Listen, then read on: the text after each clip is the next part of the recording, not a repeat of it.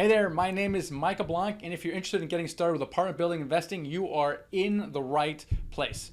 Today we're going to talk about 5 tips to get you through the not so good days as a real estate investor, because we all have them, right? The key is, how do you survive those bad days, those setbacks, delays, challenges, things that don't go our way, right? So I'm going to give you 5 tips today on how to overcome those and stay true to your course, which is financial freedom through apartment building investing. So how do you get through those challenges, setbacks?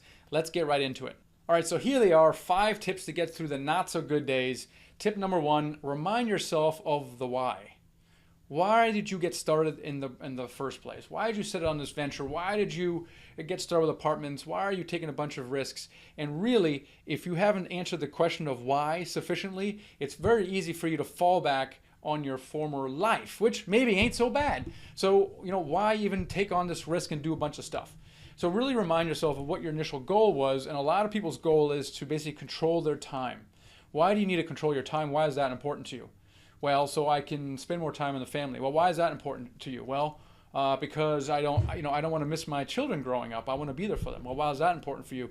And keep asking the question, why is that important to you? And really peel back the onion on this why, because if your why is, I want to make $10,000 per month, that's not good, especially if you're making $10,000 a month in your current job right now. You have a few setbacks or a little delays.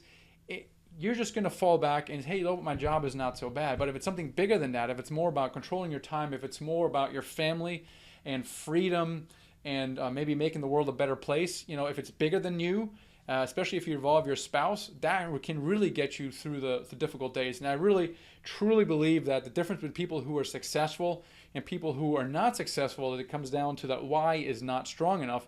And it really comes down to a decision point. In fact, I have this quote here. I don't know if you guys can see that. It's a Tony Robbins quote. It's your moments of decision that your destiny is shaped. I love this quote because it's so true, and it really comes down to the kind of, have you made a decision? Have you honestly made a decision to want to change your life? And that really comes down to that why. So it's vital that you have a good answer to the why question. And so you will have to remind yourself on the day where you're not feeling so hot about why you got started. Tip number 2, be grateful.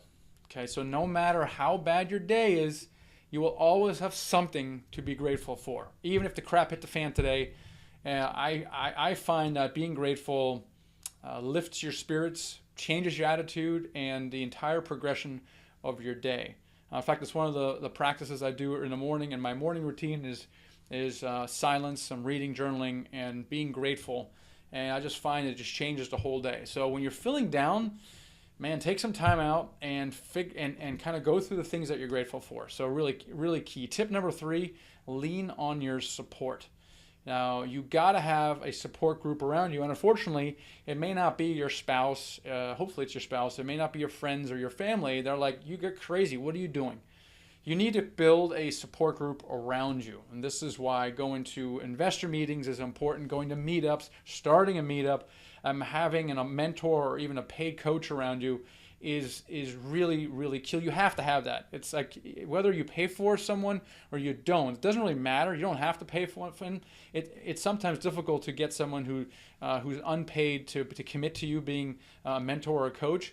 But you need this, okay, if you want to be successful. I mean, here's an example. I mean, if you have a major setback, we had a case, and luckily he did have a mentor, but got really deep into a deal, got under contract, which is not easy to do sometimes, and spent a lot of time on it, spent some money on it, and then after 14 days of doing due diligence, discovered things that weren't good about the deal and had to terminate the contract. And that was the hardest thing for this person to do, and he was devastated, just absolutely devastated. And he was going to quit the business. He was going to flip houses or go back and do whatever he was doing. And because he had a coach who was working with us at the time, we were able to talk him out of that and give him some perspective. The thing is, someone who's done this stuff will give you perspective when something happens, and the perspective really is, it happens. In fact, it happened to us last month. It's just a normal course of doing business, but you got to remember that now you have all this new experience you didn't have before.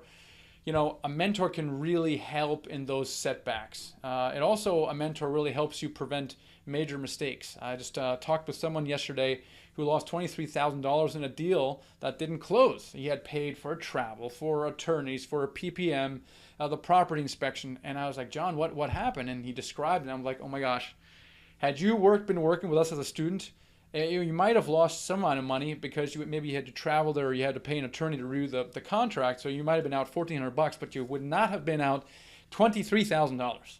And that's the kind of mistake that will end your career and your dream of financial freedom. So there's a lot to be said for having a mentor, paid or otherwise, but definitely a support group and or a paid mentor. You have to have that around you. So tip number 4, choose to stay positive. And I say choose because it is a choice. Sometimes you can't control the circumstances around you. Sometimes things just happen. But what you can control is the reaction to something that happens. You know, something when my 10-year-old throws a fit. Where is he? Here's my 10-year-old. When he throws a fit, you know, I said, Sebastian, you have 2 options. You can either throw a fit and still not get what you want, or you can simply accept it, be positive about it, and the outcome will be exactly the same. The difference will be the experience you have going through it. So really choose. So being positive is a choice. You can choose to be down, discouraged, frustrated, or angry, or you can say, hey, it is what it is. I'm going to move forward. So tip number 4 is stay positive. And tip number 5 is continue to take action.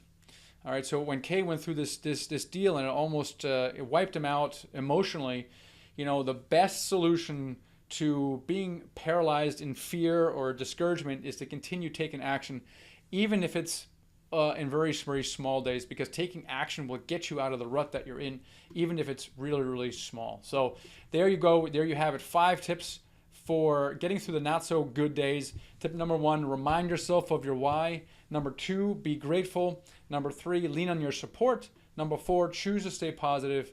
And number 5, continue to take action.